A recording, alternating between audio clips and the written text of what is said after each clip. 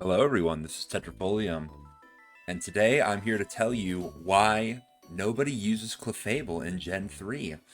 Uh, this is probably not a shock to those of you who are more hardcore Gen 3. You probably may have run into like one or two Clefable ever. But if you're coming from a more modern gen, this might be surprising to you because uh, basically starting in Gen 4, Clefable has been a metagame staple in almost every generation since, which is, I mean, in no small part due to many of the gifts that Game Freak gave it in future generations. But I'm going to explain to you what options Clefable does not have in Generation 3 and maybe why that is contributing to the low amount of usage that we have noticed with it. Um, let's start first by looking at the viability rankings. Clearly, Clefable's not on here. There are some lower tiered Pokemon, like for example, Sableye is featured on this list down in the bottom next to Glalie and Weezing. That is an NU tiered Pokemon, whereas Clefable is an RU tiered Pokemon. So, by straight up tiers, Clefable is, I guess, technically better than Sableye, although I think many of us would probably agree that Sableye has a little bit more of a defined niche. If you're interested in finding out why, you should watch my video. It's called The Baby Gronk Situation in ADV. Shoutouts to Baby Gronk.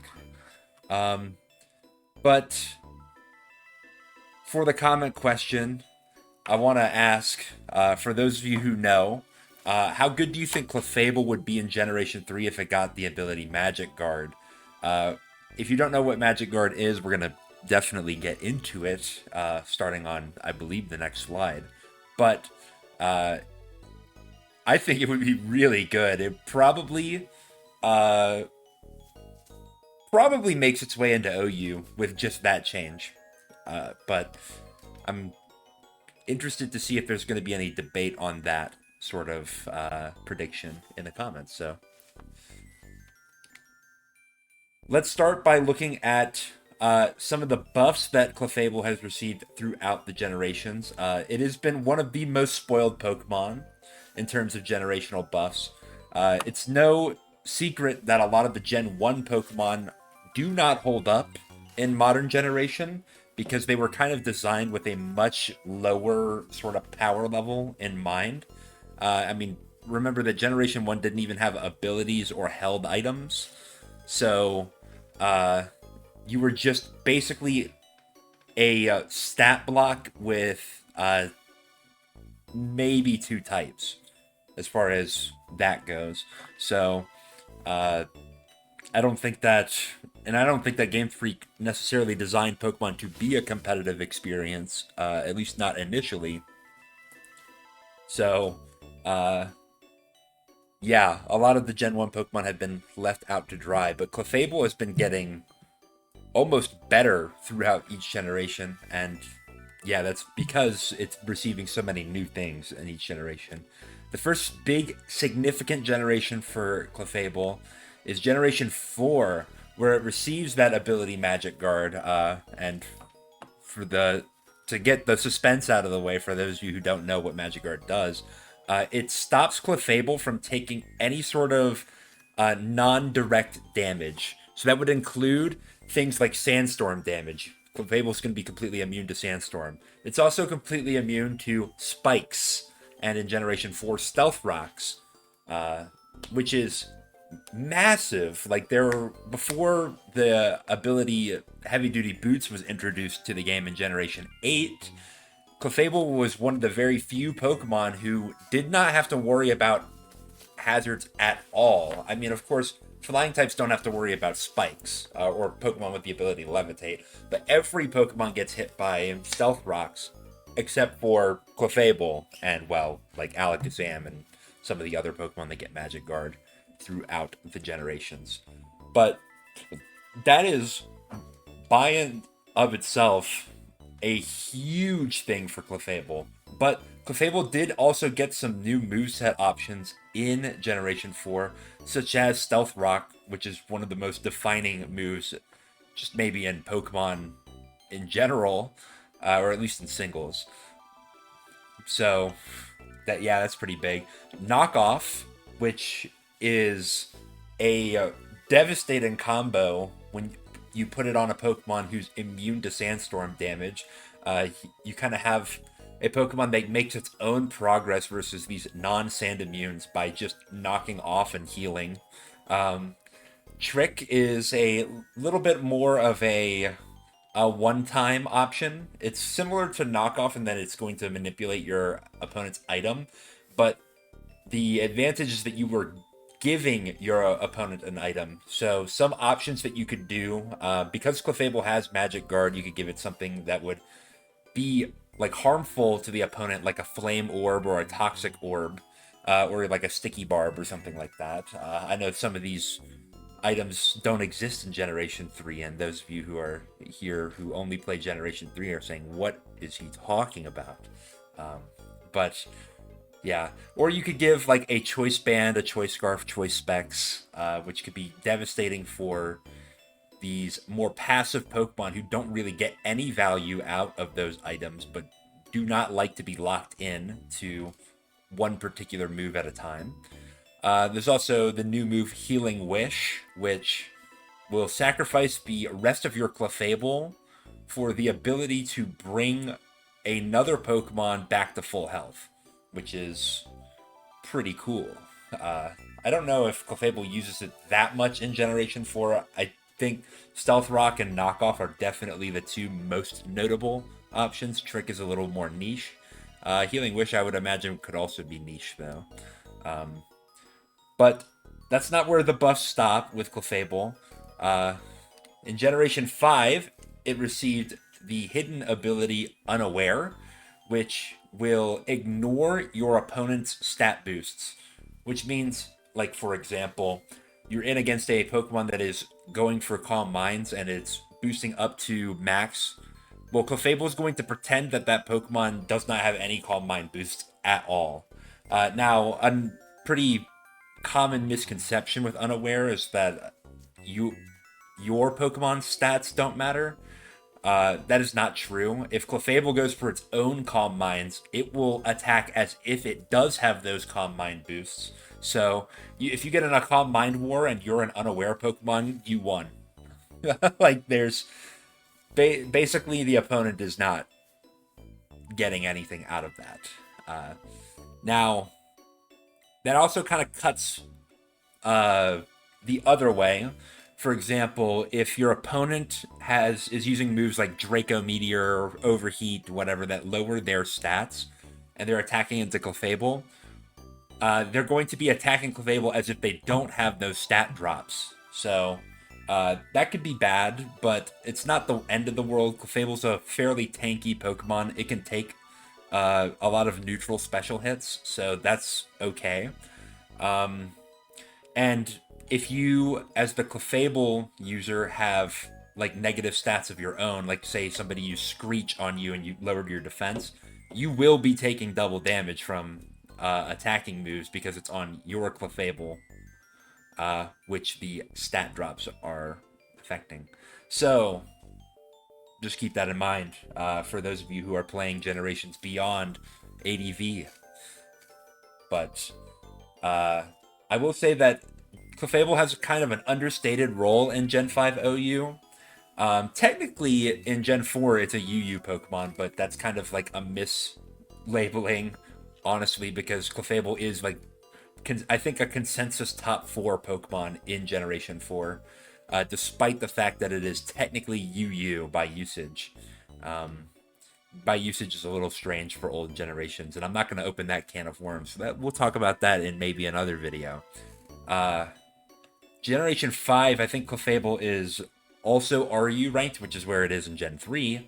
But it does get some amount of usage, and there are certain teams that do want Clefable on them rather than other support Pokemon, thanks to its combination of great moves and great abilities.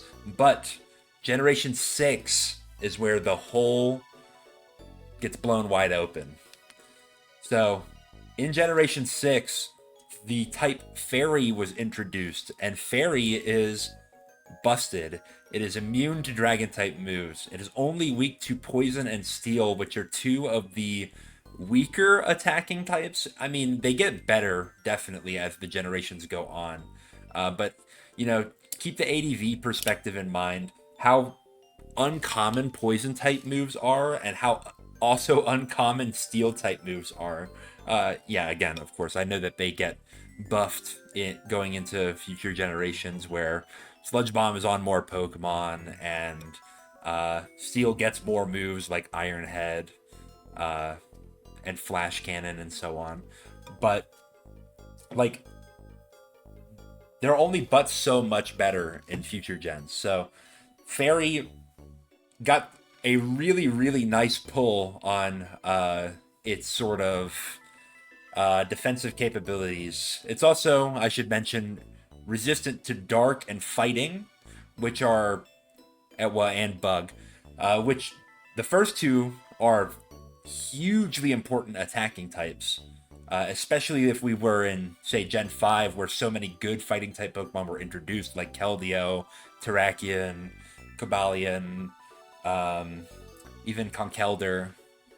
So this is kind of like flipping those matchups for Clefable. I mean, maybe not so much for Cobalion, but still. But Fairy's also a pretty good offensive type, all things considered, because you're hitting your Dark and Fighting types for super effective, Dragon as well, and it has one of the strongest stab options in Moonblast. It is what I would call like an old gen Ice Beam, Flamethrower, Surf kind of move, because it's got that 95 base power. When in Gen 6, all those other moves got nerfed to 90 base power. So Fairy kind of just they made it really strong out the gate, which is kind of cool in a sense because it makes the new type very relevant, but also, so I mean, it could definitely use some balance changes. Although, you know, types are types; they don't all have to be like necessarily equal in value. I think it's fine when there's kind of asymmetry in the format. Makes it a little bit more. It makes it have a lot more variety, I should say. But on top of all this, Clefable also just gets a flat plus 10 to its base special attack from Gen 6 onwards. I think with Gen 6, they started to buff some of the stats of some of the Pokemon. They continue to do so in Generation 7. Famously, Dugtrio getting 20 extra base power, or on its, well, I should say 20 extra base attack, which makes that Earthquake all the more threatening and kind of was one of the big dominoes that caused Dugtrio to get banned in so many generations. Not in Generation 3, though, so that's kind of cool, I guess. But yeah, this Pokemon must be the favorite of somebody in Game Freak, and you know what? I don't blame them, because Clefable, as some of you may know from my really long question and answer videos that I did, is in fact my second favorite Pokemon. And yes, it does have some to do with competitive, and if you have something to say about that, well, then leave a comment, because I want the engagement boost.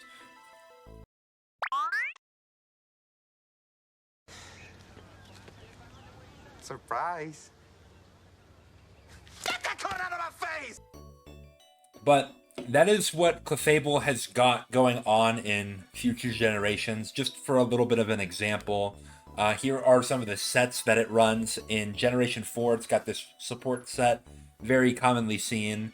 Thunderwave, Knockoff, Seismic Toss, Soft Boiled. You can't really go wrong with that. You could always swap out for, like, Stealth Rock, for example, in case you don't have another rocker on your team. Although I think that, I mean, there are a lot of Pokemon that get rocks, and Clefable's going to fit on structures that have a lot of Pokemon that can run rocks, like, you know, Hippowdon. So I think you could probably get away with not running rocks on your Clefable most of the time. Protect kind of cool because you can scout for certain moves, like say a choice locked Tyranitar going for superpower because it gets that in Generation 4 for some reason. Um, Sounds kind of broken from the ADV perspective, but uh, I'm sure that Generation 4 has the sort of power level to accommodate that. Um, but yeah, this is a very robust set. This is kind of similar to maybe what we would see like a support or utility Blissey do in Generation 3. But the fact that you are not taking residual damage at all and that you have knockoff means that you can be very disruptive with this Clefable as compared to what Blissey does in Gen 3. Although, of course, Blissey's a very disruptive Pokemon in its own right. Uh, there's also the Calm Mind set, which has some variance throughout generations 4 and 5 as well. But generation 6 is where it becomes probably its most prominent because of Moonblast being such a catch-all move. You could go to, +6, and Moonblast is going to be threatening 2-hit KOs on virtually everything, even with no, significant investment on the Clefable's part. This is kind of like what Suicune does in Gen 3, but phasing is a little less prevalent in Gen 6, and also, there are no immunities to Fairy at all. Not even like a niche water absorb Pokemon to stop your main stab. Also, Clefable's got more immediate access to healing, and you don't care about things like Toxic or Will-O-Wisp chipping you down because of Magic Guard. The third move slot there is pretty malleable. The sort of issue with a Calm Mind Sweep in Clefable is it usually doesn't have a great move to hit Heatran, who is going to be ×4 resistant to your Moonblast. But that's kind of not that big a deal because Heatran's going to need a critical hit with Flash Cannon to even really make progress, if it even has Flash Cannon. You don't care about Magma Storm because you're not going to be taking the residual damage from its secondary effect. I guess you could run maybe like Thunderbolt or something.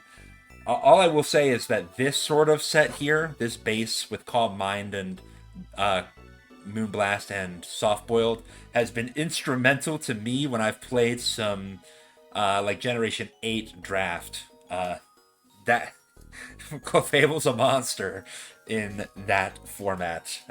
Draft is such a fun metagame, and if you can manage to get a Clefable for your team, oh my gosh, it's so fun to play with. But yeah, that kind of does it for Clefable in future generations. Let's talk about what it does in Generation 3 and maybe see what sort of limitations it might have. But first, there's a little pop quiz here. I know it's I'm jump scaring you with some challenge of your knowledge in Pokemon here, and definitely go down to the comments. And while you're down there, actually like and subscribe. I'm almost at 1,200 subscribers. If I get that by the end of the year, which I know, I mean, it's literally today because I think this is coming out on New Year's Eve. Which Happy New Year's, everyone. If we get 5 more subscribers, I will hit that vaunted 1,200 subscriber mark. But are there more Pokemon or more moves in Generation 3? Of course, we're going to be talking about unique Pokemon and unique moves, right? So, Tackle, we're only counting it once. Magikarp, we're only counting it once. But I'll give you some time to think about that. And the answer is there are actually more Pokemon than there are unique moves in Generation 3, which is kind of surprising, right? Because you think, each Pokemon learns, 50-something moves. There's got to be more moves, right? Well, it turns out there's a lot of repeated moves in Pokemon. Whereas there are not that many repeated Pokemon, at least not as far as Generation 3. I think Is 386 right? I think I messed that up. I think it's actually 383. Uh,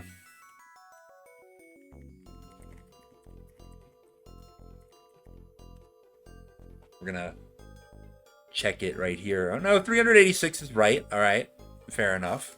We're gonna pat myself on the back. I should have never doubted.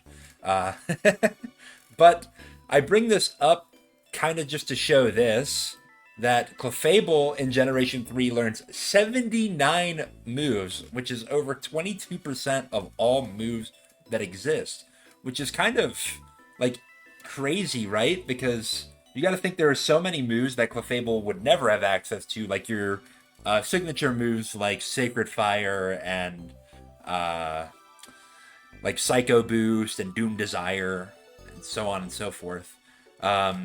And then there are a lot of other moves that are like extremely like type specific, right? Like say Charge, which is almost always on electric types, or I should say almost exclusively on electric types, or like Surf, which is, I mean, I guess Surf is a little bit more common. There are a lot of normal types that get it for some reason. But I digress. Clefable does have a really, really large portion of the entire learn set of all Pokemon in its particular learn set. Of course, I don't know if the percentage goes up by generation, but it gets a lot more moves even going into later generations, as we kind of talked about. I don't know if Clefable has the highest percentage. I mean, obviously Smeargle has 100% because it can learn any move. And I would imagine that Mew's got a higher percentage because it can learn any TM or tutor move, which Clefable is locked out of some of those. But I can't really think of too many other Pokemon that have much more or a much wider moveset than Clefable does. But if you know of some, of course, sound off in the comments. We're doing a lot of engagement baiting here. We need to grow this channel so that I can quit my job. It's actually not probably not feasible in today's economy, but we can dream. But yeah, surely with 79 moves, we could do something with Clefable, right? And that's what we're going to be tackling as we go on here. So what does Clefable do in ADV? The first set that comes up when you look up Clefable in the strategy decks is this Belly Drum set. Surprisingly, Clefable has access to the move Meteor Mash, which means that it is technically not the signature move of Metagross. Although I do think that Metagross originally had Meteor Mash and Clefable didn't get it until an event. So, yeah, good luck trying to get a Meteor Mash Clefable in your cartridge. But this set is kind of a weird amalgamation of moves here. Belly Drum, Meteor Mash, Soft Boiled Return. Return is going to be your strongest stab move, and being a 102 base power move, it actually is pretty dang strong. You could go even stronger with Double Edge, which is 120 base power, but the amount of recoil damage that you're going to be doing on top of Belly Drum having your HP is probably not advisable, and I don't think you get that many more like significant rolls in your favor for going for Double Edge, although I might be wrong about that. But yeah, this is really strong if your opponent does not have Steel types or Ghost types, because you want to be clicking Return as much as possible. Meteor Mash is going to at least cover the Rock type Pokemon. I've got this calc, though, that kind of shows why maybe this set doesn't take off like you might maybe expect. Even at +6, your return is barely 2-hit KOing Skarmory, which means that if Skarmory finds a safe turn to switch in, it can phase you out quite easily. Now, if you get a critical hit on the Skarmory, then things probably change a lot. But yeah, I mean, phasing is going to be a big issue for Clefable, a theme as it were. And look out for these sets that just kind of get phased by Skarmory. Though Clefable does have some options it could run that are not shown on this set that could help you in the Skarmory matchup. The first example of which would be Focus Punch. Now, Focus Punch is probably not a move that you want to be relying on with a sweeper like this Belly Drum Clefable set, but Focus Punch has higher priority than Roar, so Focus Punch will happen before a Roar does. So say Skarmory switches into your Clefable on the turn it goes for Belly Drum, and it's going to go for Roar to get your Clefable out of the way. Well, if you go for Focus Punch, that's hitting first, and that is guaranteed to kill a Skarmory that has no defense investment.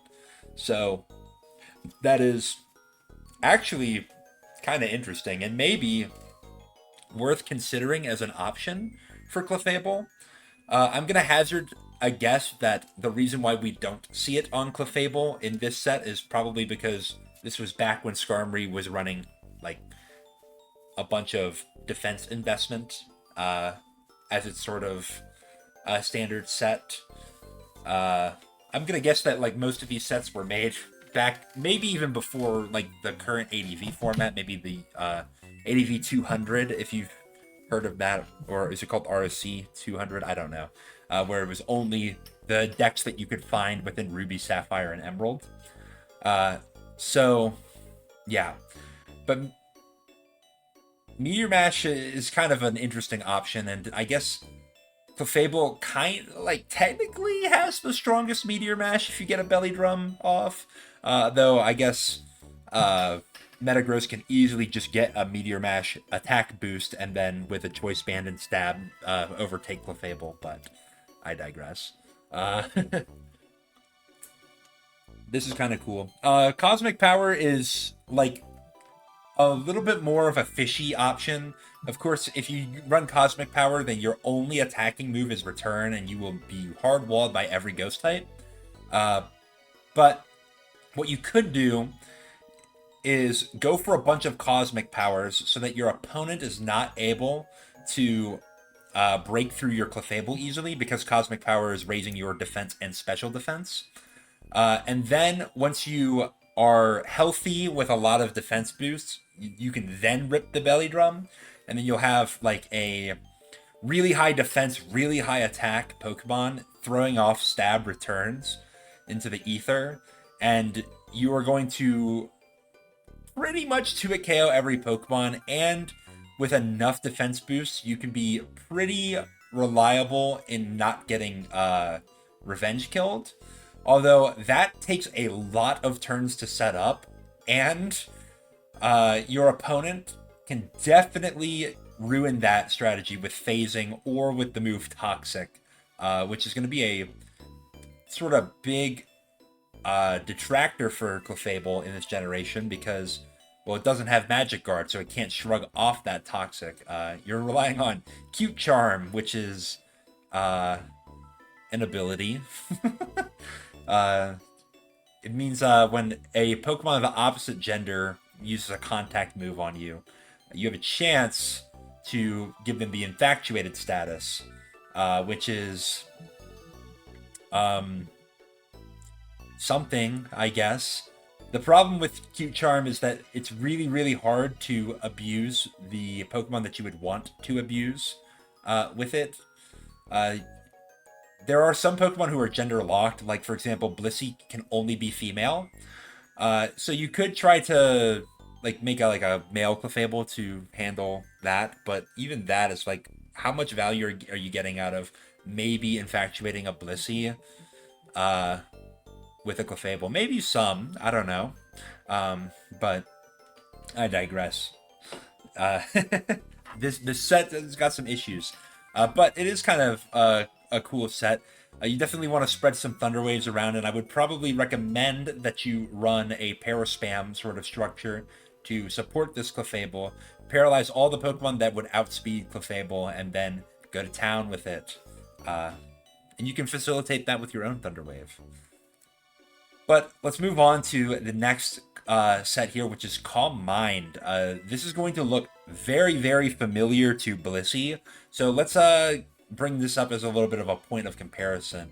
So in the top of the screen here, to our left is Clefable's sort of base stats, which, as compared to Blissy's, is, I mean, there are some obvious disparities here, but note that Blissey has a little bit more special attack, a little bit more speed, and a good deal more defense. So it has some things that it can do that Blissey can't quite. Although Blissey is offsetting a lot with that HP stat, and having a much higher special defense is sometimes key for allowing Blissey to do some really nasty things to some opposing Calm Minders, for example. But with this set, some of the pros that we see as compared to Blissey, that higher special attack will allow us to get a virtual guaranteed one-shot kill on Slop Ments, which is a variant of DD Salamence, who runs enough special defense to live a unboosted Ice Punch from Gengar. Ice Beam, of course, having a lot more base power, it means it's going to be a stronger move. And because we have a little bit more special attack than Blissey does, we are pretty likely to just get the one shot on Ments and Sand. I believe it has a 1 in 16 chance to dodge that, not including our sort of crit and freeze chances in the mix, which are even more favorable for Clefable. Whereas Blissey, I think, ends up more like closer to like the 20 to 25% for it not to be able to get that roll. And that sort of Salamence is running Brick Break. So it has like kind of an out to survive an Ice Beam from Blissey and then pick up the kill with 2 Brick Breaks.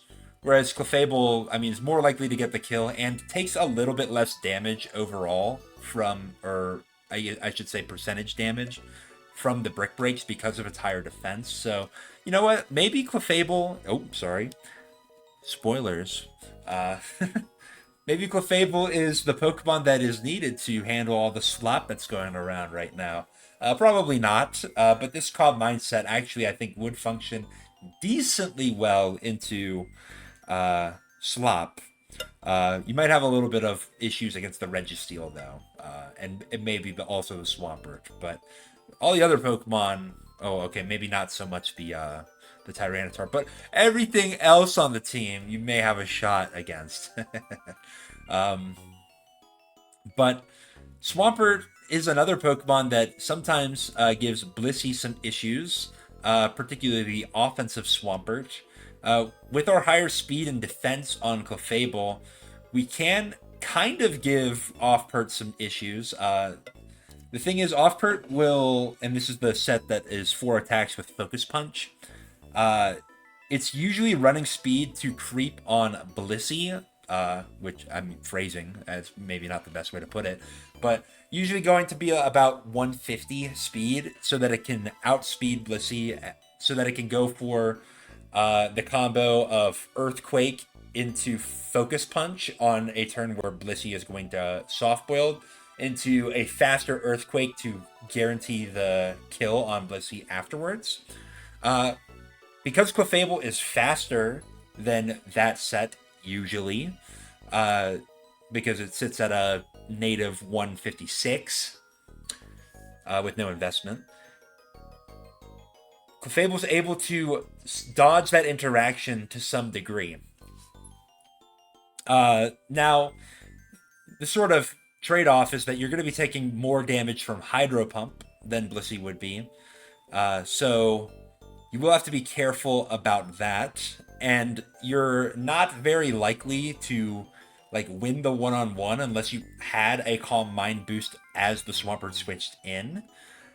Though you could also run Hidden Power Grass over one of your coverage moves here. I would probably recommend it over Ice Beam, because Thunderbolt and Grass coverage kind of synergize a little bit better. But it could depend on your team. Maybe if you want the like really high chance to kill Salamence, then you keep the Ice Beam and then drop Thunderbolt instead. And then, you have your Calm Mind, so you can kind of combat Suicune, although you're probably just getting roared out most of the time. So I don't know if I would say it's the most optimal for that, but just get the gears working here. I think there is maybe some potential for this set as a sort of slop counter. Clefable notably has the same speed stat as Swampert does, so if you I guess in theory you could go for max speed and try to get the speed tie HP grass off on the pert, but I don't know if maybe that's not the best option, but I digress. Now we have some cons. Obviously, you have worse overall special bulk than Blissey, so you're maybe not going to be winning interactions versus really strong special attackers quite as well. And then there are some mixed attackers who can kind of abuse that on Clefable. Say they go for a strong special attack before Clefable gets any sort of Calm Minds going. Then they can start going for their coverage Brick Break or Focus Punch or whatever the case may be to slow the Clefable's sweep down, if not just completely stop it. But really, the bold one here is that you're more susceptible to status. So Blissey, if it goes for a Calm Mind in the mid game, and then somebody throws a Toxic on it, well, it can just switch out and then come back in and do it later. If Clefable gets Toxic, because it does not have Natural Cure, and because it doesn't have Magic Guard in this generation, you are going to be stuck with that for the rest of the game, unless you have like Aromatherapy or Heal Bell support. So, yeah, Clefable is not fantastic at dealing with like these bulky teams that rely on a lot of Toxic. You're not going to be able to make a lot of progress versus something like V5, who's using Milotic with Toxic. Even like Beer Lover with its Toxic Blissey is going to be a problem for you. So keep those in mind as you're attempting to make this set work. There's a counter set here, which is obviously using the move Counter, with Shadow Ball, Return, or Seismic Toss, and Soft Boiled to kind of round out. Obviously, we're going to see a lot of Soft Boiled because any Pokemon that gets a recovery move generally wants to use it. There's some exceptions, like Medicham, for example, doesn't commonly run Recover, even though it has it. But Clefable, being a more defensive-oriented Pokemon, tends to want to do that. But you might be thinking, well, if we go back to the previous slide, 95 HP, 73 defense, that's not like super duper bulky, right? That you don't take physical hits that well. Well, you'd be surprised with a little bit of elbow grease and defense investment. This spread will live a choice banded Megahorn from Heracross. It'll even most of the time live it after a spike. Which allows you to get a nice counter off to kill such a Heracross.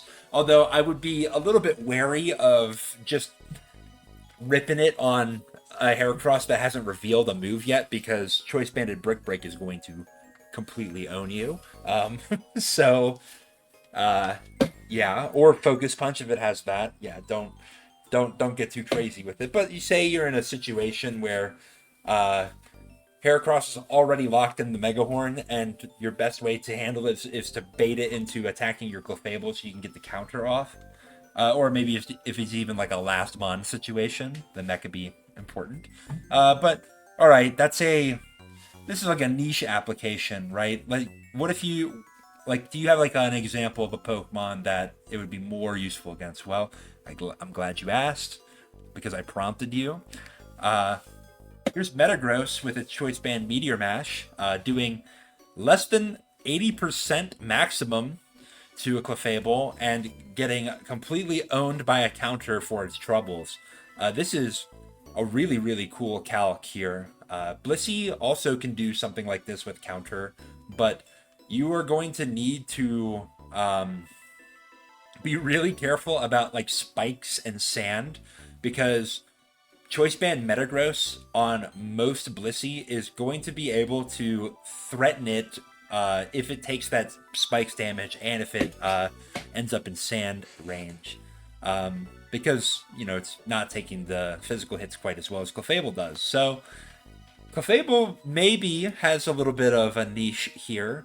You might be asking as well, why Shadow Ball as an option here? Like, why is that considered an immutable move? Well, that's to hit Gengar. Against, say, an offensive Gengar, which has no sort of bulk investment, you are guaranteed to get the 2-hit KO with Shadow Ball, even outside of Sand, which is kind of cool. Gives you a little bit of like a tech option versus special offense teams, which is where off guard is a little more common, especially on sandless special offense teams. But of course, if you're not valuing that so much, you could run other moves in that slot. Maybe like Thunder Wave if you want to be a little bit more of a support kind of build. You could take that 72 attack and put it elsewhere. Or you could run something like Fire Blast to hit Skarmory. If you want that instead. But kind of a cool set. A little bit niche, but interesting nevertheless. There's Mixed Attacker, which I we're kind of driving home the point about how many freaking moves that Clefable gets and how many possible sets you could run with it. This is kind of Jack of all trades, master of none type of build. Let's look at some calcs here.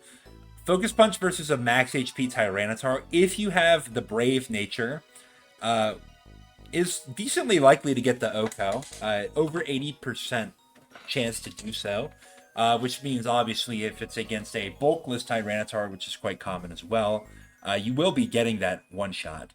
And Clefable is a Pokemon that kind of invites Tyranitar in. It depends on the sets a little bit, right? But if you're threatening like Return as an option, then Tyranitar comes in and will just kind of DD in your face if given the opportunity. But, Focus Punch is going to deny that. Another consideration is Focus Punch versus Blissey. Without the plus attack nature, we are doing 58 minimum with this investment, which means that we will be two-shotting Blissey in most cases. Although, chasing a two-shot on Blissey with Focus Punch is sometimes a fool's errand. If you don't have a substitute up versus the Blissey, then you're not going to be able to really threaten that much. Because, Blissey can always go for Seismic Toss to stop you from getting the second Focus Punch off. And if you don't have another move in your arsenal to threaten to pick up the rest of the Blissey, then you're not going to get there. And I'm a little bit of a spoiler alert, Meteor Mash is not good enough. You're going to have to get a lot of plays right with Meteor Mash, or you're going to have to get an attack raise with it in order to finish the Blissey with the combination of Focus Punch plus other move. But if you instead had Return as an option because of the stab boost, I think Focus Punch plus 2 returns is generally enough to get the Blissey. Now, if you're going to do all that, you might want to run like a Swampert kind of off-pert kind of speed tier so that you are faster than the Blissey. But you're going to be sacrificing a lot of special attack if you do such a thing, or HP or something like that. But you notice that this is a mixed attacker set with Flamethrower or Thunderbolt as a consideration here. That is so that you have a move to hit Skarmory. Now, having a move to hit Skarmory is kind of a heavy asterisk on that. You need the plus special attack nature to guarantee a 3-hit KO. Though, you do get you have a pretty good roll here.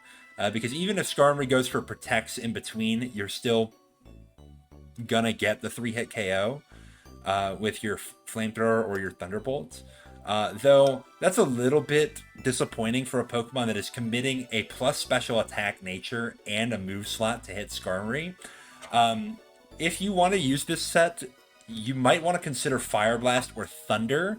which will get the 2-hit KO on Skarmory with this sort of investment. But obviously you're ditching some of the reliability of Flamethrower and Thunderbolt, which are obviously a lot more accurate. This set, I'm calling it Blaziken at Home because it's kind of trying to do what Blaziken does, which is threaten all of the big three. But being called Blaziken at Home is not a compliment. That's in fact a shame because Blaziken is a kind of underwhelming Pokemon. It's not completely useless, and if you want to know a little bit more about Blaziken in ADV, you should check out my Blaziken in ADV video. But that's kind of all I have to say about this set. Moving on, we're gonna double up on the sets here because we've wasted enough of your time here looking at all these sets. You don't care really. You've kind of tuned out. You're watching Subway Surfers on the second monitor. I know it to be true. But there's a dedicated Cosmic Power set here, which is relying on basically Seismic Toss and your really stupid amount of bulk to make progress.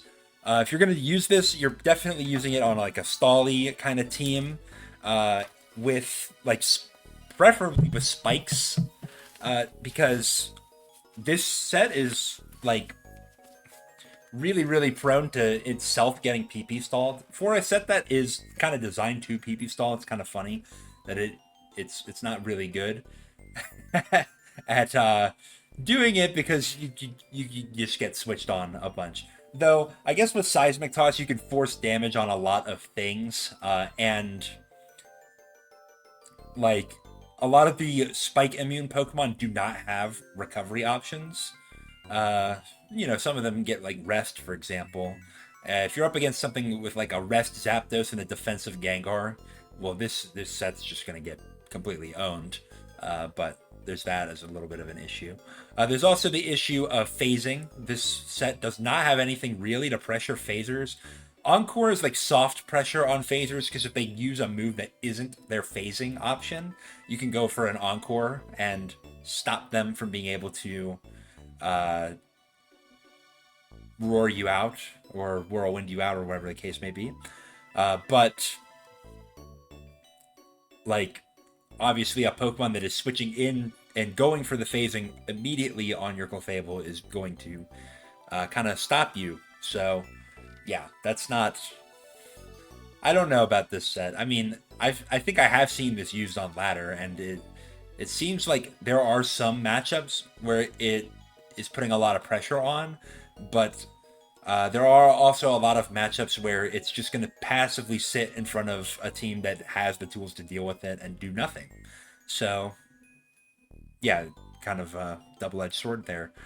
There's the Anti-Sweeper set, which is kind of just leaning into the utility options of Clefable with its Encore and Thunderwave synergy, which we'll touch on a little bit more directly later. But know that I think that this is actually a pretty good set as far as Clefable sets go. Moving on, there's a Choice Band set, which I no, don't use this.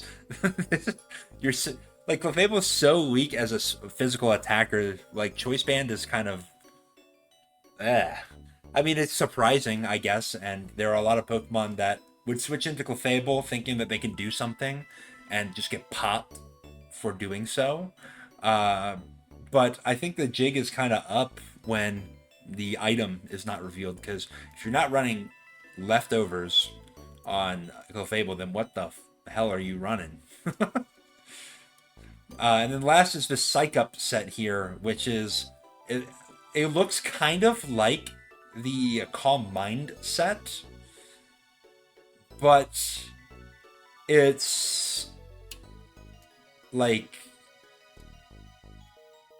it has Psych Up instead of Calm Mind. The idea is that this is supposed to be like a hard counter to Suicune. That's why it's got so much speed investment. You're going to be faster than the defensive Suicune sets. You're going to allow Suicune to go to plus like 3 or 4 or whatever, and then you're going to get your Psych Up off on the Suicune. And Suicune's going to realize, oh, like Clefable is going to use my own boosts against me. I have to roar this out. And then because you're faster, you can go for Encore, force the Suicune to have to use Calm Mind again. Now, I think that max speed Timid is a little overkill on this set. You can probably get away with just running maybe like 223 speed, because a lot of Suicune are not going to be that much faster than an Adamant Tyranitar. And if they are faster than an Adamant Tyranitar, then they're going to be faster than Jolly Tyranitar, which means they're going to be faster than Clefable anyway.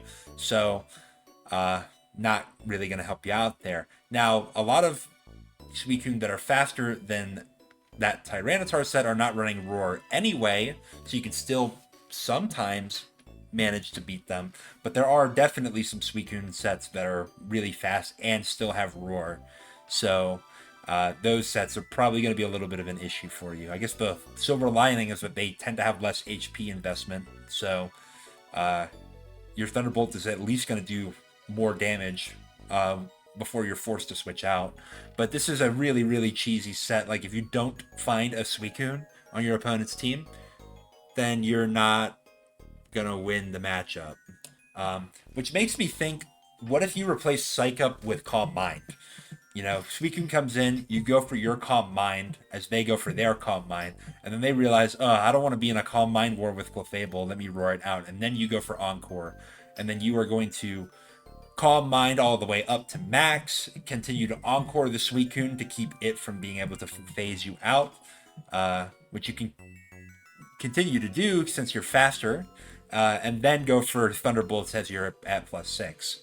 And that would maybe, you could afford yourself a little bit more HP investment. You could even cut into your special attack if you want.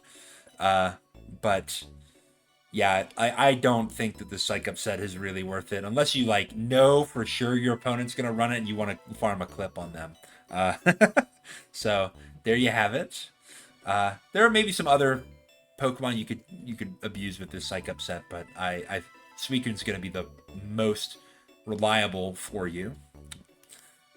But broadly, all these sets, there were 10 of them, which, how many Pokemon that are not OU ranked have that many sets for the OU tier? That, it's shocking to me that the Clefable doesn't get used with that much effort being put into the set variety. But the sort of issue with these is that, broadly speaking, the sets are going to fall into one of three categories. Option one is a budget Blissey, which going to be more of the support and CM type options for your Clefable. The support sets are going to be less consistent because you are more susceptible to getting broken by really strong special attackers. Though you do have Encore, which Blissey does not have, to be a little bit disruptive to some of those special attackers in some cases.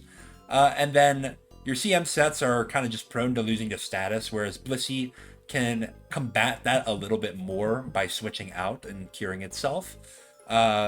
So yeah, a lot of the sets are kind of just outclassed by Blissey.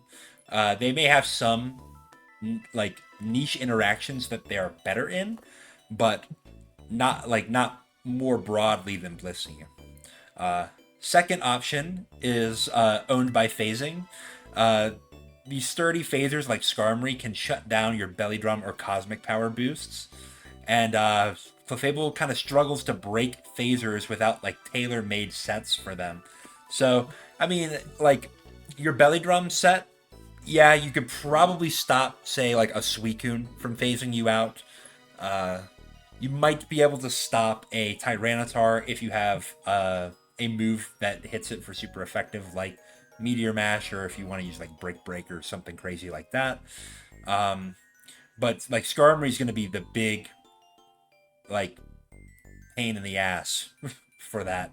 You're going to have to catch it on switching, or you're going to have to commit a move slot to Focus Punch, which then kind of leaves you open to getting walled by Gengar and the like, which, I mean, is maybe not the worst case scenario. You use your Clefable to break the Skarmory, and then you go to a phaser that beats the Gengar. Could be maybe be interesting if you paired it with something like a an Umbreon. Wish support is kind of nice to a belly drum Pokemon in and of itself. Maybe this is what the video should have been on. Well, we can't think about that for too long. Let's continue on. Option 3 is what I would kind of describe as low value rolls. So, like, the counter set is kind of cool, but it can be leveraged by Pokemon that have better defensive utility, like Registeel. Registeel is not like completely like counter on Registeel is more like a set that helps it beat things that counter it rather than like the kind of purpose of the set. Whereas with Clefable, if you're running the counter set, you're kind of all in on counter. If you don't get a big counter off on something, then the set is kind of useless. And yeah, then it's like, why not just run Registeel, which is going to have better Spadef, has a better defensive type, and is able to spread its Thunder Waves and be really annoying, and it can threaten an explosion. So, yeah. Your mixed coverage is really kind of good with Clefable, but you don't really have the stats to make it work. Like that mixed set that we were talking about with the all those coverage moves and how they performed against Tyranitar, Blissey, Skarmory. Like you're not very consistent in that regard, and you're outclassed by Pokemon like Blaziken, which is maybe not a good sign. There are some other mixed attackers that kind of struggle in certain matchups, but Clefable like really, really needs to tech for one of the matchups, and then the other ones are kind of like, that master of none element, which is not always what you want for a team slot. And then like that Psych Up set, like I said, it literally does nothing if your opponent doesn't have a CMer. Like even if they have like a Dragon Dancer, you can't really punish that with the Psych Up. Sorry, with the Psych Up set. So I would, I don't know. Some of these sets are basically memes. But what's not a meme about Clefable, and what probably gives it a niche that is worth exploring in the tier, other than maybe some interactions with its CM sets, some interactions with its belly drum sets against certain team structures, is the move Encore. So Encore, if you're familiar with it in modern gens, you know that it forces the opponent to use the same move that they were just using for a few turns. But in Gen 3, this is 3 to 6 turns, which is absolutely insane. On the low end, it's still stronger than what we see in modern generation, which I think is just 2 turns. But up to 6 turns, being forced to use the same move can be devastating. Think about it like this. There are some moves in this game that have 8 PP. And if you are forced to use that move, well, you click it once, and then you're forced to use it 6 more times, you only get to click that button 1 more time of your own accord. And then if you pair that with like pressure, you force that Pokemon to use a move that is low PP and then switch to a pressure Pokemon, you're going to steal extra hits from it, which is devastating in a lot of cases. Although there are no Pokemon that have Encore plus the ability pressure, so it's a synergy that's maybe a little under tapped, at least from the game design perspective. But this pairs really well with Thunder Wave, since Paralysis is going to cut the opposing Pokemon's speed, which will ensure that Clefable, or just generally whoever has Encore, is going to be faster than the opponent for the next Encore, which you could force a loop with. Say a Pokemon kind of gets out of its Encore status, you can reapply it right away and force them to use the move that they were just forced to use. So that can be like really brutal for a lot of teams. You're forcing a switch, which means that you can go for a Thunder Wave on their switch and paralyze something else, which is like, that can be brutal. So interestingly, as good as a move as Encore is, there are no OU ranked Pokemon that have it. Of the fully evolved Pokemon, the options that I've listed here are the only ones that get Encore plus a paralysis move.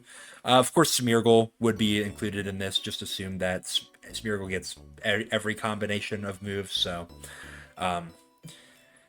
but like of the options that you see here, Mr. Mime is banned because of soundproof, which is a little silly to me. I feel like with Speed Pass no longer being a thing, I don't think we really need Mr. Mime to be banned for its pre Speed Pass debacle sins. But I think soundproof is still banned, so it is what it is. Some of these Pokemon are kind of like memes, like Plusle and Minun. Why would you use them? Illumise, another Pokemon. Why would you use it? Jumpluff and Victory Bell are kind of interesting. Jumpluff definitely does get some use out of Encore, and it's got a pretty high speed stat, which is really nice. Doesn't need Stun Spore to function very well as an Encore kind of disruptor, but it is an option for it. And so then your other option really is just Alakazam. And Alakazam is kind of cool because it's really fast. So once again, it doesn't really need the paralysis support to make full use of Encore. But of the options that are here, Clefable's definitely got the best combination of bulk and access to recovery, which will allow it to leverage Encore as a defensive piece a little more. You know, technically, Alakazam also has Recover, but its stats are like even more pitiful than Clefable's when we're looking at it from the defensive side. So, you know, you're not as capable of switching into a hit and going for that Encore with Alakazam. Though that's not always what you need it to do. So, like Alakazam could go for say like an Encore on a non-attacking move and then start setting up Calm Minds and be really threatening in that sense. Clefable can kind of do that as well, but Alakazam is more like a sweeper, whereas, well, I guess more like a cleaner type, whereas Clefable is going to be more like the traditional boost sweeper type because of its stat arrangements. But Encore definitely like the defining move for Clefable in this generation, and we're gonna use it on the set that we're featuring today. But well, this is a strange set. Probably what you notice first about this set is that we have Mud Slap, and there's an explanation for that. It was not my decision, by the way. I probably would not have thought of Mud Slap over Soft Boiled, but yeah, that's the second thing you're going to notice, is that there's no Soft Boiled on this Clefable. I just said, if you have a recovery option, you're most likely going to use it, but we're literally not using it for Clefable. So, why is that? Well, you could certainly fit Soft Boiled over Mud Slap, but the pace of the team that we're going to use is not really like as appreciative of a Pokemon that's kind of sitting around and healing forever. The other kind of caveat is like if we were going to run this set Seismitoss Encore Soft Boiled Thunderwave, well, why wouldn't we just run Blissey instead? And I know that Encore is not an option that Blissey gets, but you have so many other things you could do with Blissey that you can replicate a lot of the utility of this set and have a much more sturdy special wall, right? Mud Slap is here to complicate like opposing boost sweepers and their sort of position. And you can incentivize your opponent to switch out because they don't want to stay in and have to be forced to use low accuracy moves. And then we can punish that switch with a Thunder Wave, in theory. In practice, Clefable gets blown up by the 75% accurate move in a lot of cases anyway. But I mean, you've got options, man. What do you want me to say? And then if you can get like say you get the Thunder Wave first, and then you go for Mud Slap, well, now you're severely reducing your opponent's chances to sort of do much against your Clefable. And then they're going to be forced to switch. You get a Thunder Wave on whatever's coming in next. Like, you can really snowball your advantage here. Is this an ethical set? Not really. I don't really like these accuracy reducing moves, and I would not personally choose to put it on a Pokemon, but I did not build this team. So, we'll get into why I'm going to respect the opinions of the builder in a moment.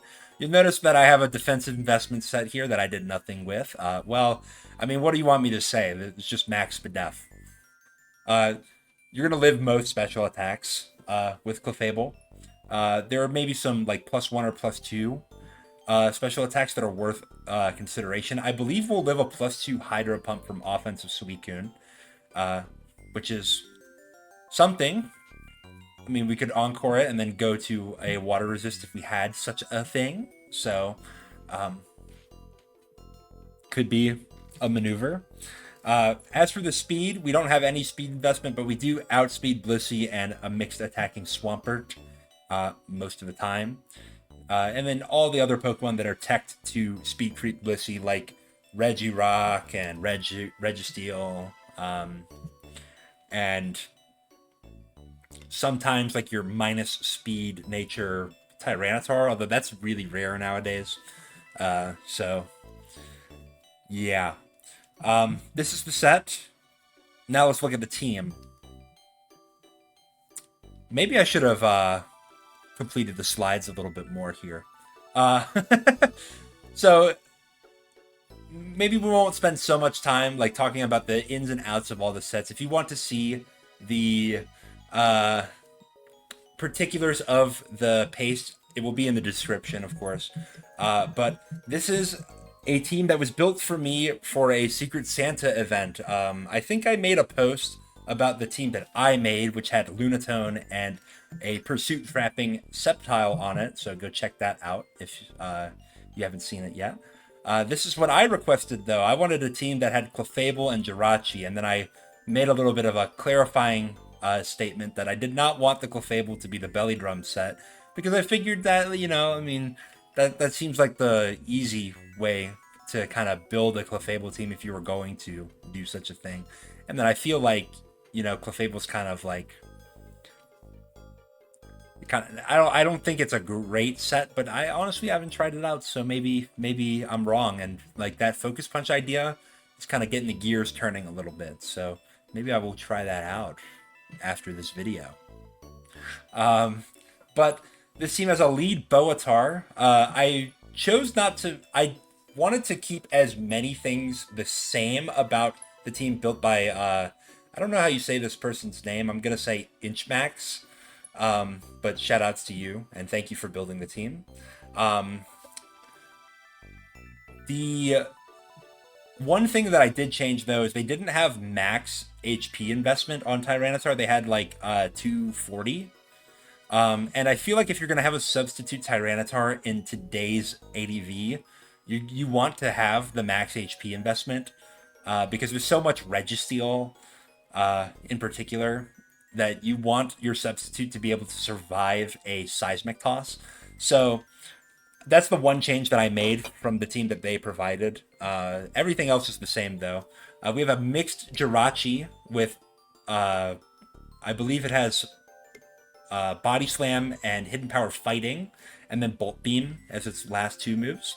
Kind of cool. It covers a lot of things, and there are a lot of Pokemon that will come in, take a Body Slam, get paralyzed, and say, well, I don't want to stay in versus a high attack investment Jirachi.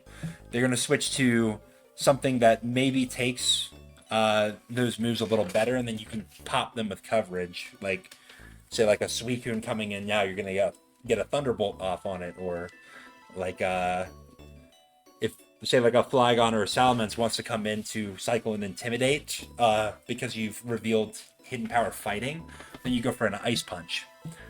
So Yeah, it's kind of interesting. I don't know if I'm not sure if I agree that that's the best coverage. Maybe Fire Punch could be an option for Jirachi so that you have something to hit Metagross a little harder, something uh, that threatens a burn as well. But you know, I'll trust in the builder. Uh, this is a offensive Swampert and a Lychee Berry Flygon. So we have two rock resists that are not quite as solid as their typical sets tend to be. But that's kind of fine because we're going to use both of them to kind of uh, form one really solid rock resist. You know, say we get into a situation where we're going to trade the Swampert off to beat a, I don't know, like a Salamence. Well, now Flygon can be like the Pokemon that will handle the Aerodactyl or the Tyranitar if they have those. So, or vice versa. You know, Swampert is going to handle the Tyranitar. They surprised us with a mixed Tyranitar, so now our Swampert's not a sturdy Pokemon going into the end game, but Flygon will be able to handle the, say, like the Aerodactyl. You also notice we have Cloyster here. Cloyster is kind of interesting because we don't have a super duper great water resist on the team. In fact, like an opposing Swampert would put us in a bind. Cloyster is here kind of to help us against the water types. You can get some spikes up, which will limit the ability of like an opposing Swampert to beat us in the long term. Against something like a Suicune, we're threatening to explode on it, which is going to kind of incentivize it to switch out. And then kind of the same thing for Milotic. Vaporeon, your mileage will vary a little bit. You know, if it's a max speed Vaporeon with Substitute, then we don't really have a great move to hit that with our Cloyster. But we do also have Rapid Spin on it, which is a move that I tend to drop a lot when I've used Cloyster in the past. Not to say that I've used a ton of Cloyster, but it kind of fits, I think, with this team because there are a lot of grounded Pokemon. Flygon's our only ground immunity, for example. So being able to get a spin-off might be instrumental to us in some endgames. So that's the team. We're going to go into some replays now. Wow, I yapped for a long time, man. But that's okay because this is one of my favorite Pokemon, so I will cherish it. And I hope you cherish it as well. And I hope you have a happy new year if you're watching this as it comes out. But let's get some good music going here. That was Crystal Cave from Pokemon Mystery Dungeon Explorers of Sky before. Very nice music there. I like the bass line in it a lot. It's really like simple but really good at grounding it. But let's talk more about Pokemon Colosseum here.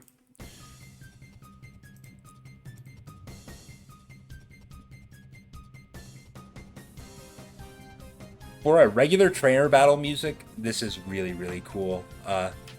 Genius Sonority, the developers who made Pokemon Colosseum XD and Pokemon Battle Revolution, did a really good job with the soundtrack. And I hope to play Pokemon Colosseum XD, and I mean, I don't know about Battle Revolution, but maybe for the channel one day. So if you're excited for that, come watch my streams when I eventually do them again and tell me that I need to play those games.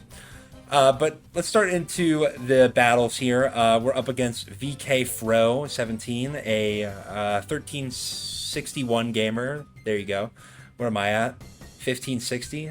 Yeah, that's right. I'm the GOAT. I don't know how respectable really like the 1500s are so much anymore. Maybe I'm a little like black pilled on my own abilities here because I got to a position where I'm playing a lot of really good players who are kicking my ass, and I'm like, man, I suck. But like, I guess the reality of the situation is most people are not 1560, so I shouldn't be so hard on myself. All right, enough glazing. We're gonna get Tyranitar versus Salamence, like the tried and true. Both should switch out, but you know, Salamence users, they're so freaking greedy, man. One of these days, VK Fro, you're gonna get Ice Beamed by a lead Tyranitar, and you're just gonna have to eat that. But unfortunately, I go to Swampert, which is not a great switch into a Mixed Mence because of HP Grass. But I do have Jirachi here, which takes a freaking clip from Fire Blast, and I go for Body Slam, which maybe was a throw. I maybe should have went for Ice Punch, because if I didn't get this paralysis here, then the Salamence would just like smoke my whole Jirachi's pack. But I kind of figured that my opponent would maybe switch after I've gone to the Jirachi, but you know, some people, they just play the game in a different way. But get owned. That kind of works out a little bit in my favor, that line, because now Jirachi's at 30%, which means that it maybe possibly could find another entry in this game. If it comes in on a resisted hit, it's fast enough that it is likely to outspeed whatever's in front of it.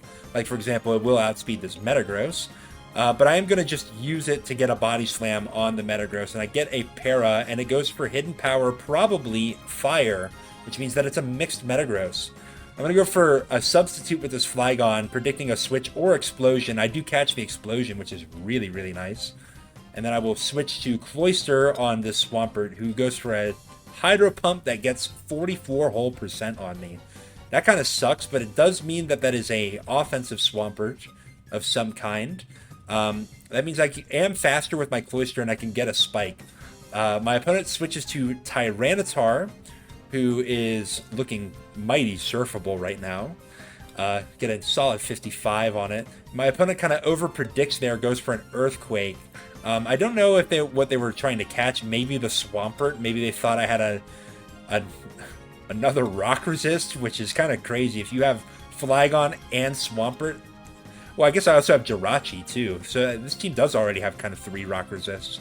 But that does not work out for my opponent there. Surf is going to get the kill if they stay in. They decide not to, and they're going to go to Zapdos here. So this is kind of interesting. When you have the combination of Flygon and Swampert on a team, that in and of itself kind of is a Zapdos counter, because Zapdos has to pick which one it's going to hit, right? Because, I mean, obviously it's running an electric move, usually Thunderbolt, sometimes Thunder, I guess. And then Hidden Power is the only other attacking move that Zapdos really runs, unless you're doing mixed Zapdos with, like, Drolpek. But the hidden powers that it's going to choose are Grass, which hits Swampert, and Ice, which hits Flygon. But you can't have both on the same set, so you have to choose. And if you choose wrong, then a Flygon team is going to be a little bit of an issue for your Zapdos, or a Swampert team could be a little bit of an issue for your Zapdos. In this position, I'm going to go to the Flygon, because I kind of figure this is spikeless, so it's more likely that it would be a Hidden Power Grass Zapdos. So I'm going to stay in and get the Rock Slide off, and they get flinched, so I guess we'll never know if they are a Hidden Power Ice, except they're max speed Zapdos. They win the speed tie there, and they get the HP Ice off on my Flygon, which is not great, but I have Clefable here, and honestly, I probably should have went to Clefable from the jump. If Clefable is not being used to beat Zapdos, then what is it doing in the matchup, really? But maybe it could be good into their last. Who's to say? But we will get a Seismic Toss off on the Zapdos. Tyranitar will come in. This doesn't have an item, and I don't think that was Choice Band damage into the Cloyster. Yeah, that would be really, like, sad if that was Choice Banded damage. So I'm guessing that this is probably, like, a DD Lumberry Tyranitar. So what I'm going to do here is click Encore, because if the Tyranitar goes for DD, then Clefable will just beat it, because 2 Seismic Tosses will kill, and it's guaranteed to have to DD for at least 2 turns.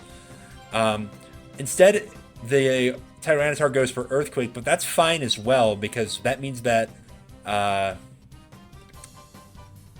the Cloister is perfectly fine to switch in. Now, granted, Cloister was going to be fine either way as long as the Tyranitar didn't get a speed boost, because Cloister is faster than Tyranitar. But that sort of gives me some insurance there. And then they go to Snorlax as their last here. Well, I don't like that. I'm just going to blow up, which I feel like that was kind of a win-win situation for me, because if they switch to Swampert, then Swampert's going to be ridiculously low. I can probably finish it off with my own Swampert at that stage, and then the Snorlax will come in and I can beat it down with the Swampert and the Tyranitar, which both have Focus Punch.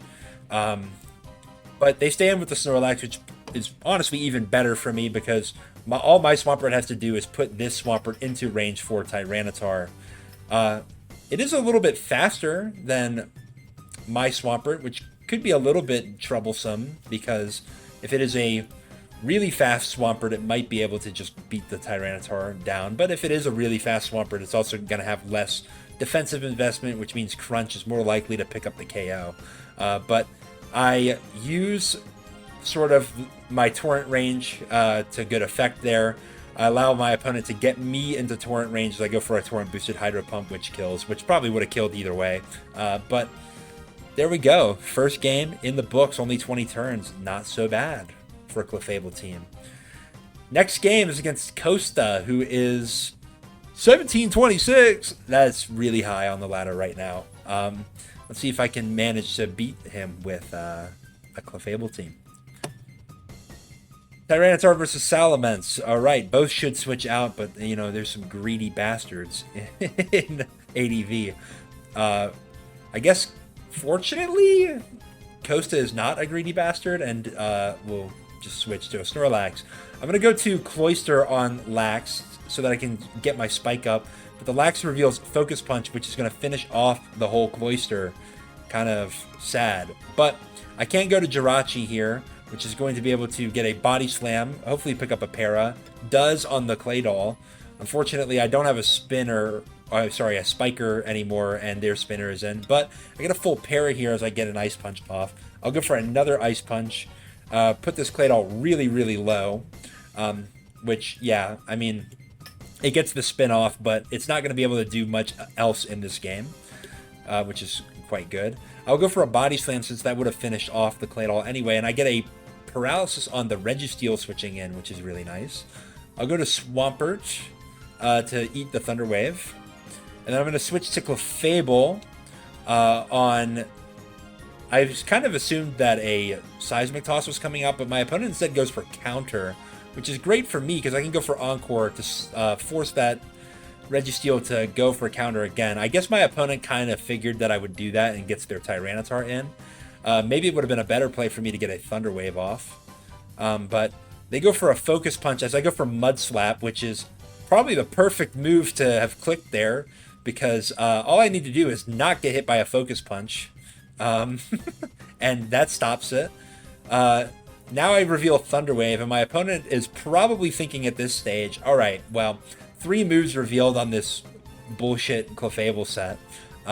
Last move's definitely going to be soft-boiled, so this Claydol is going to be safe to stay in here, but actually I have Seismic Toss as the last move, so there we go.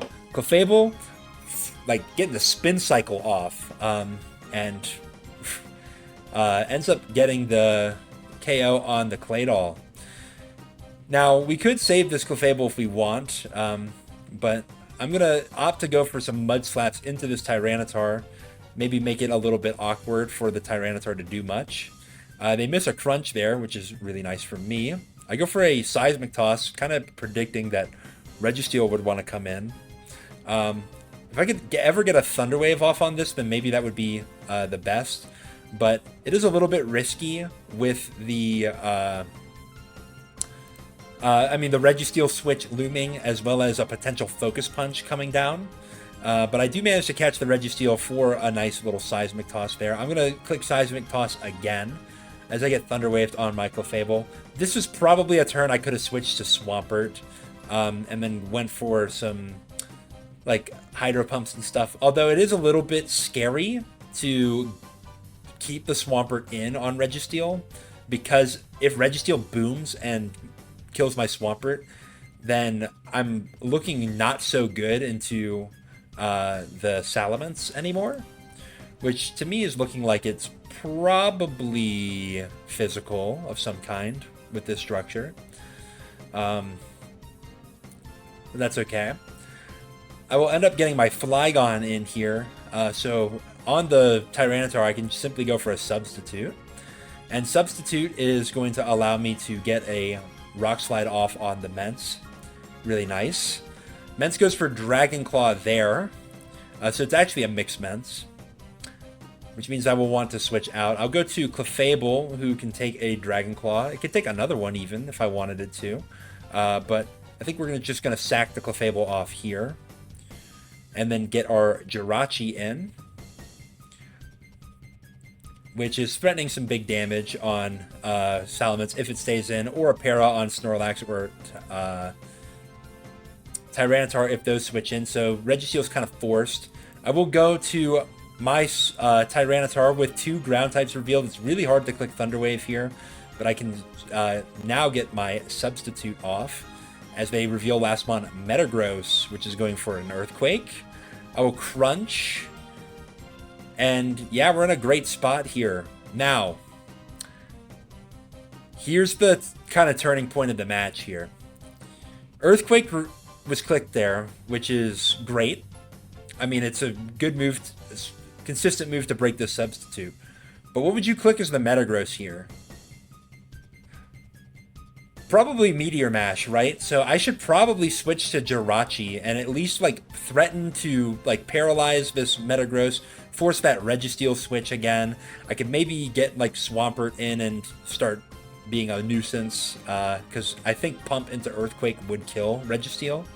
But that's not what I do here. I get greedy and I go to Flygon, who gets Meteor Mashed, and well, that Flygon just died. Which is kind of bad for me because Flygon was looking really good into this team. If the Salamence ever went down, we could then get into our Lychee range, and then just Earthquake is destroying the world here. So I kind of needed that, and I shouldn't have given it up so easily. Registeel is in. I'm going to go to Swampert now. Click my Hydro Pump. Registeel's full parried there, which maybe sucks for my opponent. That probably could have been a turn that they went for Boom, but we'll never know. I will get an Earthquake, which catches the Snorlax on switch, which is the best case scenario for me. I'll go to Jirachi, who should take a move from Snorlax decently well, except for Self-Destruct. That's a move we don't take that well. Honestly, if we're gonna get boomed on any Pokemon at this stage, Jirachi's probably the best one because we kind of really need Swampert to be able to handle some of these other threats on the team. I'm gonna allow my Swampert to stay in versus the Salamence and go for an Ice Beam. With a -1 attack, we're not doing so hot into Registeel, and I don't want to get boomed. And also, there's like really high upside if the Registeel gets full parried and I go to Tyranitar because I can get a Substitute up, which is what ends up happening, which is nice. Unfortunately, I don't have a Fire-type move, so I will have to go for Thunder. And I wanted to hit a Thunder Paralysis on Metagross, which is why I went for it. Crunch obviously would have been consistent damage, but no luck for Tetrafolium there. I will switch to Swampert here, which is taking a lot of damage from Earthquake. I'll go for Hydro Pump because it hits everything. Then I will switch back to Tyranitar on the Registeel, who goes for a Seismic Toss. Really, like, what I'm thinking here, my only way to like consistently win this game is if I paralyze this Metagross and I get a full para as my Swampert kills it. Because obviously a Metagross Explosion is going to end the game. And I miss both Thunders that I go for, so that's great. Now I will go to Swampert, and the only way I will win here is if this Metagross does not have a Explosion for me. My opponent is going to switch to Salamence, Cycle, and Intimidate. Then switch to Tyranitar, which obviously is not needed to win the matchup. Gets frozen, kind of cool. I go for Focus Punch, trying to catch maybe if Registeel switches in. But they go to Salamence. Cycles another Intimidate. Goes to Tyranitar. Now they can kind of just get a boom off if they have it on Metagross, because my whole set's revealed. I don't have Protect to play around it. So maybe I shouldn't have revealed that information. They're going to cycle another Intimidate here. I'm just going to skip to end, because I end up killing off both the Salamence and the Registeel. Well, not exactly the Registeel. I missed my Hydro Pump. It does not get fully paralyzed, and I get exploded on, so that kind of sucks. If that was not an explosion Metagross, maybe I could have won it from there, but obviously the Flygon switch was not good for me. I almost brought it back, almost hacks my way out of it, but yeah. Should have definitely went to Jirachi on that Metagross, but, you know, we live and we learn. Next game. Maybe Clefable's going to do a little more for us. This is up against Brindle, who is a... I know somebody who comments and watches this video. I'm not going to say necessarily who it is. They want to reveal themselves, that's fine. But, yeah. Shoutouts to you. Lead Machamp into my Tyranitar lead. That's kind of rude. I will go to Jirachi, which is threatening to Psychic into Machamp. I don't have Psychic, but they don't know that, so they can't really say. Oh, well, they kind of just dox themselves right there. I get a Body Slam on Snorlax, who comes in with a full Paralysis, which is really nice. I'll go for a Hidden Power Fighting to get some nice chip into the Snorlax, who reveals to be Curse. But that's fine. I will just stay in and go for another one, as they go for a self-destruct there, which is kind of interesting. I get Cloyster in on Nidoqueen, which is a volatile matchup, because this Nidoqueen could definitely have a move to hit Cloyster. Unfortunately for my opponent, their move of choice is Superpower, which does not kill Cloyster. If it had, like, Thunderbolt, it certainly would. But that's kind of nice for me, because I get my Surf off there. I assume that they want to save their Nidoqueen, so I'll go for a Spike, which is nice. And then I'm going to blow up on the Regice. So that was just fantastic value.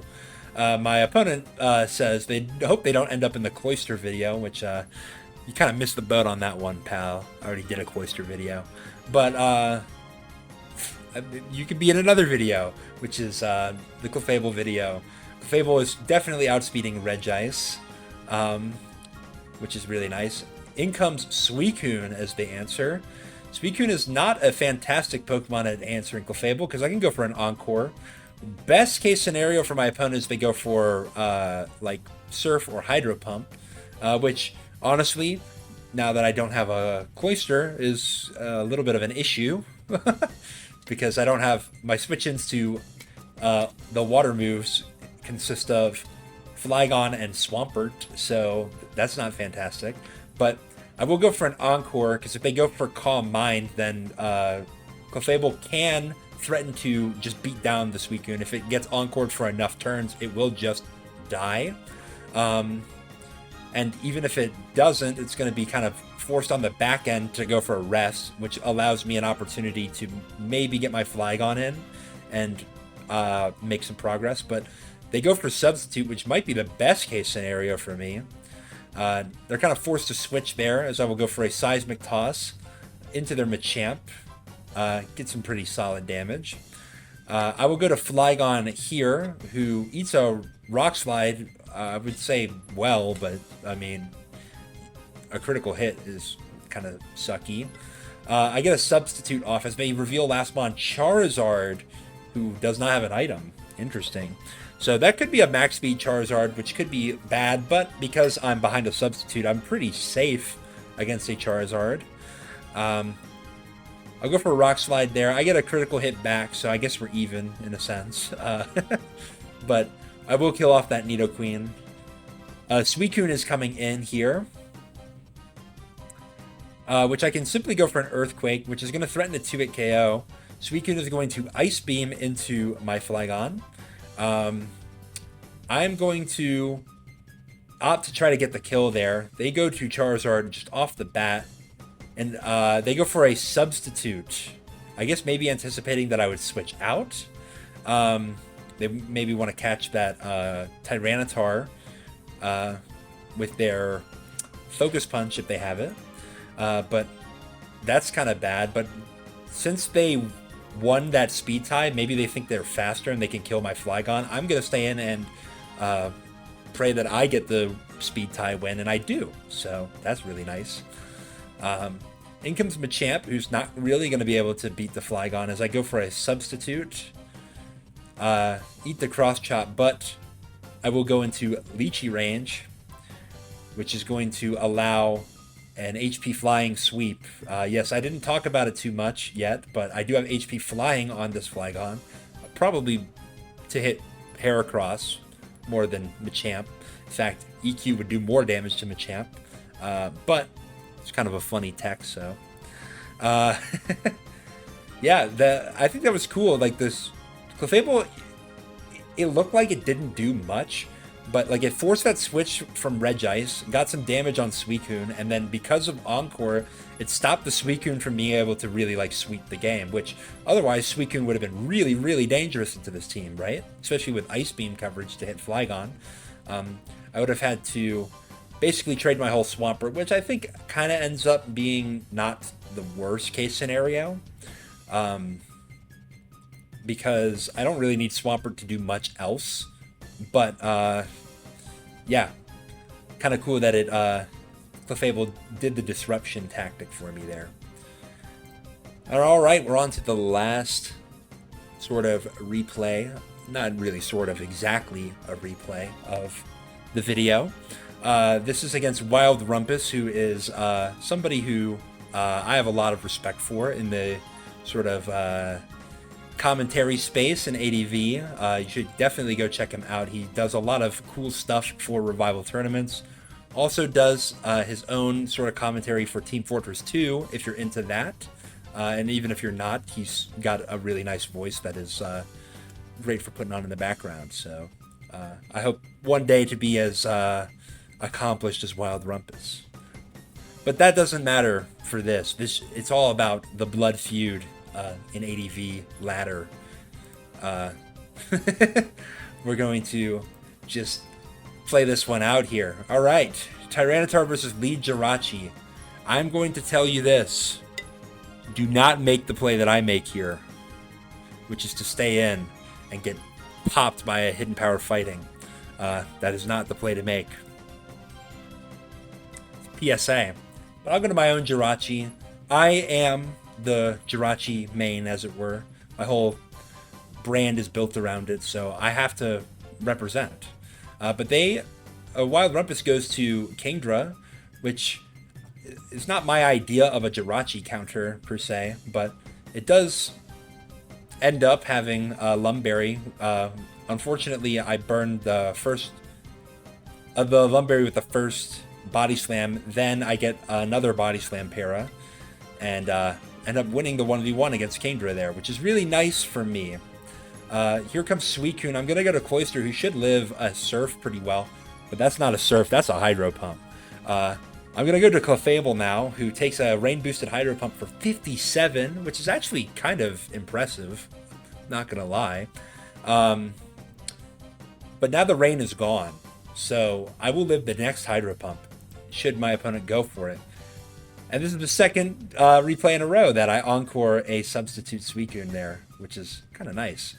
Wild Rumpus proclaims that this is the second Clefable they've seen all day, which is crazy. Somebody else is ripping my whole style there.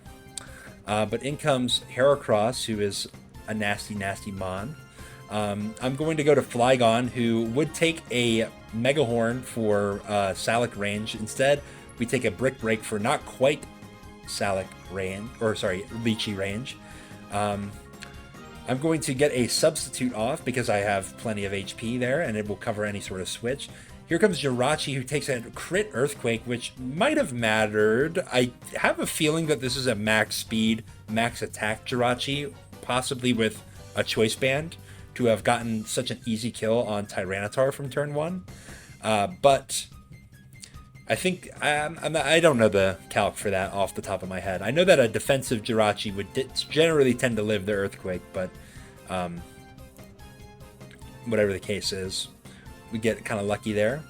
I get an earthquake off on the Suicune, just get some damage there, and I will opt to save my Flygon, instead go to the Clefable. This Suicune is actually not max HP, so a Seismic Toss is going to break the substitute there. So that's actually really fortunate. As this Heracross is in, I will sack the Cloyster, so Cloyster putting up an average Cloyster performance there. No, I'm kidding. Cloyster's a good mod. I like to slander it because it's funny, but I do think Cloyster's quite good. I'll get my Flygon in on this turn here versus the Heracross. My opponent probably does not expect an HP Flying to come down to kill that Heracross there, which is great for me. I'll go for a substitute on Flygon just to put myself into Lychee range, and depending on what their Suicune is, I might be able to get a kill with Earthquake. Don't end up getting the roll, if it even was a roll. But that is putting Suicune low enough for Jirachi to easily finish it off with a Thunderbolt. Magneton is in. Alright, that's kind of different. I go for a Body Slam trying to get the paralysis. I get paralyzed myself for my trouble, but I will go one more time for the Body Slam. Do get the para on the second one. Now I'm faster, so I can get my Hidden Power fighting off, and I get a critical hit, which that probably did matter. This Snorlax here is probably a Restlax, given the structure of the team with the Magneton and the Weather Clear support.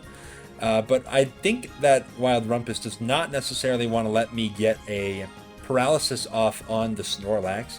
It kind of didn't matter what the Snorlax went for unless Rumpus went for like a bunch of curses and then killed my Jirachi with a normal type move, because Clefable is going to come in now as Shadow Ball was the move to finish off and go for an Encore. Shadow Ball obviously not going to hit the Clefable. This is not Generation 9 where Clefable is a fairy type and can be hit by such moves. So normal type is actually working for us here. Now I'm going to go for Mud Slaps here. Why Mud Slap? No, I mean, no reason. I probably could have just went for Seismic Tosses. Like, I can keep this Snorlax completely Encore stalled until it dies. It won't be able to get a rest off. It won't be able to it won't be able to do anything really. I could have just Seismic Tossed away, but you know, sometimes you have to send a message, and Wild Rumpus, as friendly as I am in the dialogue here, I'm a sinister fiend, and I need to put the fear of God into my opponents every now and then. And this -6 accuracy with Thunder Wave to ensure that Snorlax will never ever be able to do anything ever again is the kind of shit that I'm on. So yeah, I could have ended the game a lot faster, and in fact, I will speed this up because it's textbook from here. But that is Clefable on the Secret Santa team that I requested. I was like, I don't know if this is gonna work. When I saw it, I was like, no soft boiled on Clefable is really strange. The Flygon with HP flying, I've never seen that before. The Jirachi set is very strange as well. Like, there's a lot of weird stuff on this team. Every set is weird, you might even say. Shout outs to Vapicuno. But that is the team. It's kind of interesting. I always kind of envisioned Clefable being on a more defensive oriented team. But as Inchmax pointed out in their post, well, I mean, if you're going to do a defensive-oriented team with Clefable, why not just use Blissey, right? So you want to leverage Clefable for the things that it can do to enable an offensive team. So this is... I don't know if this is the best set that you could possibly use to enable an offensive team, but it is definitely an interesting set. So go play with this team on ladder and terrorize people with the Thunderwave Mud Slap combination on Clefable. Uh, maybe we'll get a Mud Slap banned. One can only hope. But that's been this video. I had a lot of fun playing it. I had a lot of fun making this video, and I would have even more fun if you would like and subscribe and get me to 1,200 subscribers. That would be sick. Thank you, everybody, for watching, and we'll see you for the next one.